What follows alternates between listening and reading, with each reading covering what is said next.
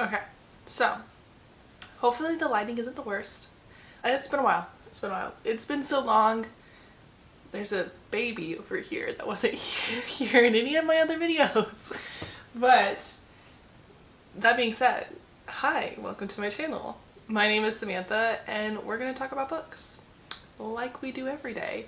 But today, more specifically, we're going to talk about every single book I have read since January, which is a lot. I think Goodreads has it at like 20 something now. It's going to be very hectic, so buckle up. I'm going to try to keep this short because it is a lot of books, at least to me. So we're going to try to do like a line about the book and the rating I gave the book, and it's just going to be a recap since January. So like if you're new to this channel, you're kind of getting like a vibe of what I like to read, and if you're not new to this channel, you now get to see what I've been reading since you last saw my face. Okay, so first, any book that I read for school, I'm going to make a separate video for, because I think it'd be interesting for anyone who is like looking at going for a graduate degree in English or anything like that, to kind of get like a gist of what you might be reading. I know that I would have found that very interesting before I started graduate school, so that's a whole other video. And that is like, I'm looking at the stack right now, and that's like 12 books. 12 just books. Not to mention like all of the articles and everything else I've read, but just 12 books. But like I said, separate video, so you can look forward to that if you are interested in studying English or currently studying English or want to compare or talk about any of the books that I might read that you have as well.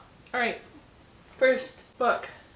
I finally read Assassin's Apprentice by Robin Hobb. Robin Hobb is top tier fantasy writer. She's amazing. Definitely helps that she's from Alaska. I lived in Alaska for like a couple of years, and I love her writing, and I think it's kind of because Alaskans are just a different breed, and I feel like I vibe with her as an author, but also the writing is amazing. This is definitely like more dark, grim fantasy. Top tier, so 5 out of 5, 4 out of 5, that kind of vibe with this book.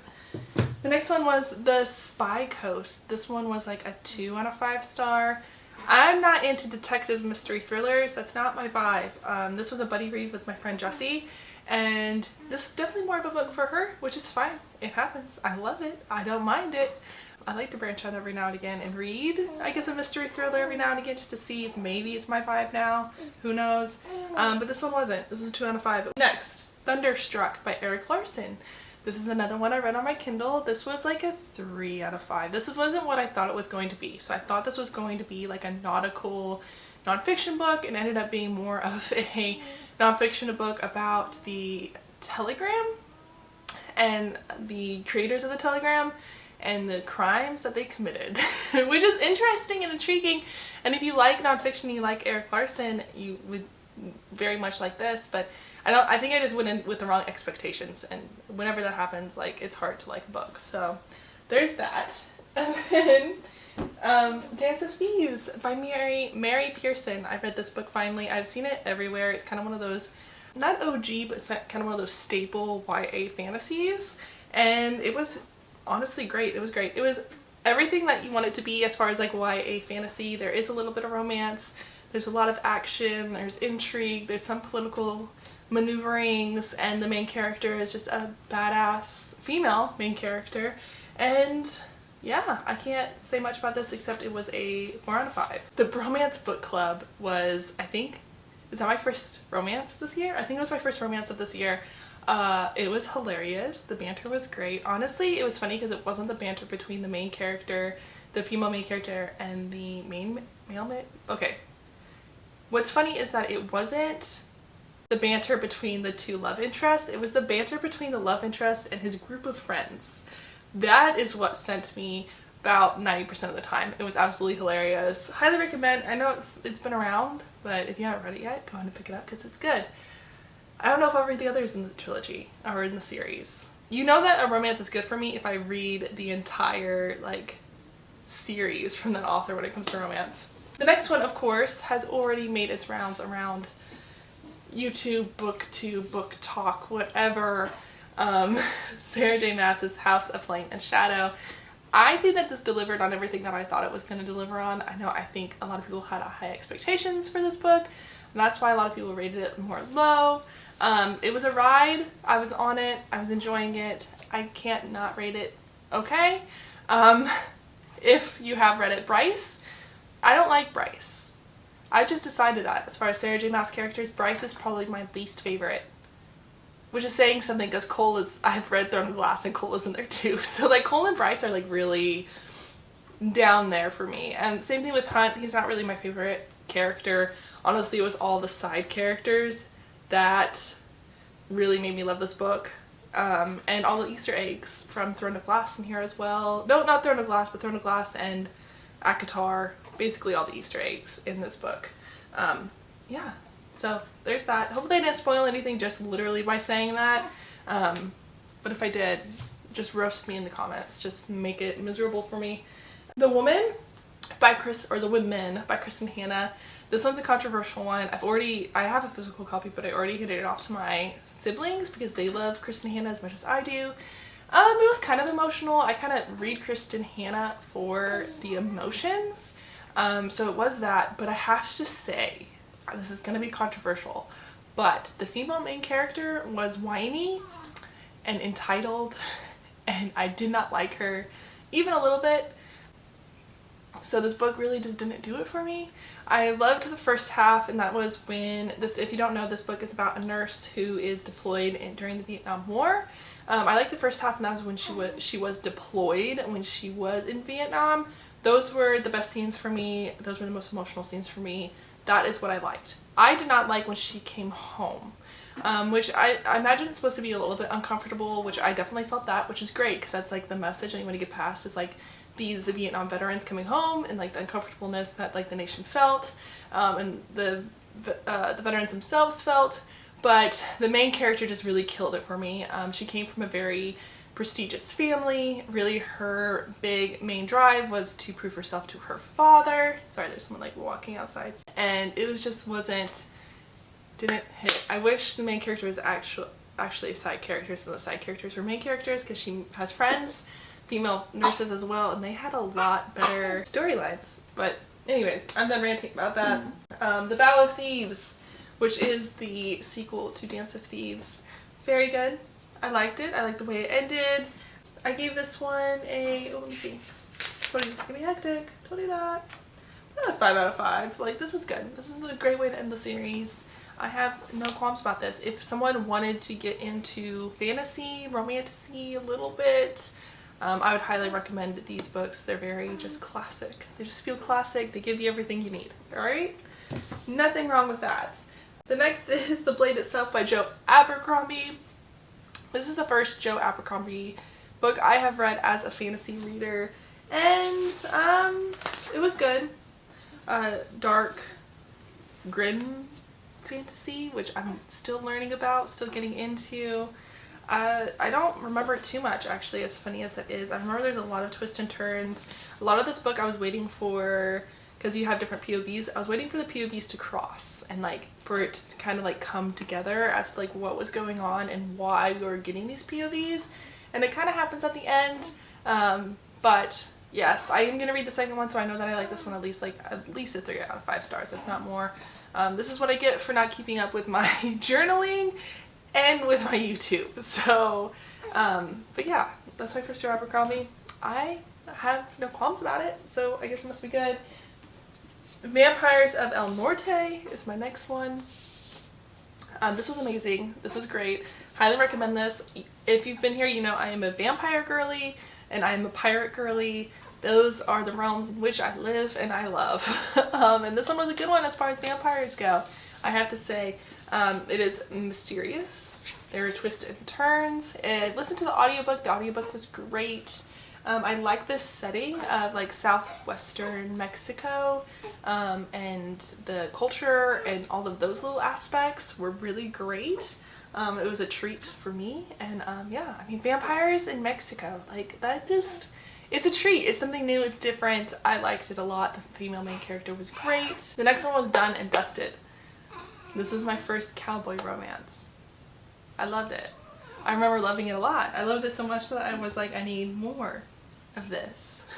So I'm currently reading Flawless by LC Silver. Okay, so done and dusted. Great, loved it. Smutty. I remember it being very smutty. This was an audiobook. I was painting my kids' nursery. I don't remember much of it. Remember that it was good. Alright, there you go. Next one, Lightbringer. This is the third one in the Imperium trilogy. So this goes along the same lines as Vow of Thieves. This trilogy, what is this? Or sequel, duology, what is this one called? The Remnant Chronicles. No, that's again a different one. I don't know what this one is. Yeah, it's Dance of Thieves duology. These go together. These vibe together. This is like very OG, staple, classic YA fantasy with a little bit of romance. I'm gonna call it romantasy. Yeah, I'm gonna call it romantasy. I did not like the way that the series ended. I will give you that. This wasn't my favorite ending. I do have a best friend who like lives and breathes and dies by this series, and she obviously there's something there that I didn't get. I was really just kind of ready for the end of this journey with these characters. I do think that there's a very awesome plot twist in this series that I really enjoyed. If there's like any books that you wanted to know more about that I didn't go into as well, just tell me. I will gladly DM me on Instagram or comment, and I will comment back. I wonder, can you see her over there? I don't know if you can see her. Okay, the next one I read was Swordcatcher. Swordcatcher by Cassandra Clare. This was a little bit of a disappointing read for me. This was a harder one. When I have to stop a book and put it down and do other stuff and like come back to it and like days later, I find that I don't enjoy the book as much. I kind of have to be like a binge reader. I can't really put it down for too long and then come back to it. It doesn't vibe with me. I think that might have been why I didn't like this as much as I should have, is what I'm gonna say. Yeah, it was okay. It was middle of the road. I liked the character dynamics in this book a lot. I feel like the setting was, and like the world building was a little confusing because it's kind of giving you like medieval fantasy vibes, but with some Asian culture mixed in as far as like foods and I would almost say outfits, like clothing. But I don't know. Definitely the food. The food was definitely like Asian based cuisine, but I kept picturing like a medieval setting. It was very confusing. I think it's because we did like a king queen thing. There's like castles on the front, swords, stuff like that I just like didn't really picture. I didn't really get the world in this one, and that made it really hard for me to rate highly. Yeah, even when you look at like the map, the cuisine was off. The cuisine, maybe it's because they live on the coast, which would make sense. But yeah, it was okay. It was alright. It was middle of the road. You know, I still would always pick up a Cassandra Clare book. And if you never read Cassandra Clare, give it a try. Give it a shot. Instead of reading her like 20 book Shadowhunter series, which I still haven't read the last of, pick up this. I don't see any issue with that. Do it! Oh, good lord. Before I get to this gem, The Book That Wouldn't Burn, I read that one as well. That was good. It's very confusing as far as what you think is going on. Very rewarding though when you get to the end. And I loved the characters in this book, and I loved the world in this book. It was like a 4 out of 5 stars. We're getting to where like I can still kind of remember where I rated stuff. So I'd say like a 4 out of 5 stars. I then listened to Yours Truly by A.B. Jamez. This was, I'm gonna look up that last name. This one was a middle of the road rom-com to me. For me to really love a rom-com, I have to identify with the characters in some form or way. I just didn't identify with these characters. That's completely personal taste. Obviously this was like the book of the year from book of the month, so don't take my word for it. I want to read more by this author because I hear so much about it. I think the next book that came out from her was like Just for the Summer, and I've heard nothing but good things about this one, so I think I need to read that one as well. It's on my like Libby app. It's on hold at the library, and I need to read that one. Another one that was like hit or miss. I guess that one's not hit or miss. Everyone loves this. I just don't because I'm weird. It's not that I didn't like it. I'm sorry. No, it's just that I didn't really connect with any of the characters, so it's like a 3. Okay, it was like a 3.5. Shoot me. A Fate Inked in Blood, however, by Daniel L. Jensen. Love this one. I was in for the ride for this one, which is funny because I've heard different things about like this one not being very good, and I don't care. I don't care. I loved it. Viking fantasy. First off, badass female main character, hilarious main male character, and smut. Yes. Basically, I'm gonna say basically a lot in this video. I should keep a tally and just put it right there. This book was about, if you don't already have like an understanding, a background, a general idea of what Vikings were like and their culture, this would probably be a harder one to read because Danielle does not spend a lot of time going through that. And I definitely have to say my one critique of this is that the female main character does this thing where she's like, it's not lust, I love him, but doesn't tell you why she loves him. And honestly, if we're gonna go there, just lust after him. I'm not gonna judge you. Nobody is gonna judge you. The reader's not gonna judge you. Just lust after him. It's okay. He's a hot Viking. Okay, with super Thor powers. Like, go for it, girl. If you didn't pick up on the vibe, this isn't romantasy. This is true romantasy. Daniel L. Jensen is also the author of The Bridge Kingdom, which was one of the first romantasies I've ever read. But anyways, love this. All right. I loved it. It was different. It was unique. It was fresh. The Daniel L. Jensen, her endings will destroy you. And I was waiting for that. I was anticipating the last 50 pages of that book to be as mind-blowing as they were. And I loved it. So that's definitely like a 4 out of 5. I'm waiting on this one, so. I reread Gideon the Ninth, always, forever, will recommend this book to literally everybody. It's a 5 out of 5 stars. Dark humor, lesbian necromancers in space, fantasy vibes, mystery vibes, haunted house vibes, horror vibes. Characters are absolutely hilarious. Like I said, it's witty, it's funny, it's dark. I love it. Okay, this is like kind of gives me like those vampire vibes that I love so much. 5 out of 5 stars. Always and forever. I read The Bride of Leicester. I'm looking forward to the second book. So this one will probably be a 4 out of 5 too. This is a pure romantasy. Kind of a Beauty and the Beast vibe is what you're going to get with this one. Yeah, just another badass female main character and politics and fantasy elements and kind of like I said, a Beauty and the Beast. The Beast is a troll, a super size, not troll, a giant. He's a giant. Alright? I don't have much to say about the smut in that one, but he's a giant. I'm looking forward to the second book. Okay. Moving on, I'm gonna embarrass myself. Just edit that one out. Next one, Plain Bad Heroines. 2. It was 2. It was rough. Intriguing, entertaining. That's why I finished it and didn't DNF it. But it's a 2. It's a 2 out of 5 for this one.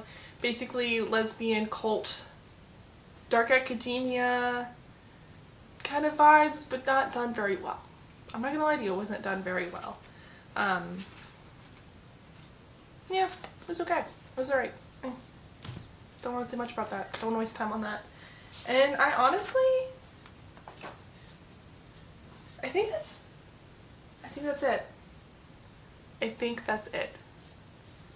Yeah. I'm probably missing some that I read this month. In July. Or it's June now, but in July. So that's where we're at. Alright, 2024. That's where we're at.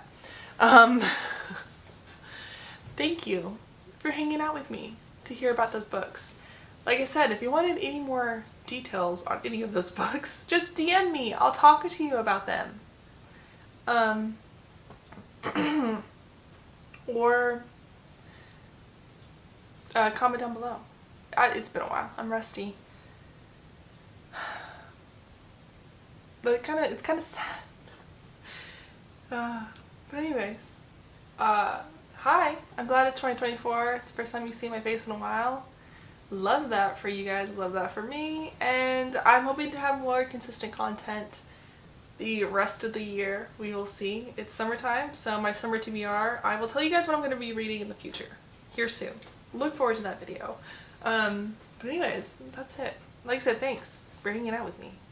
And listening to me talk about the books that I love, because I love to talk about them. Alright.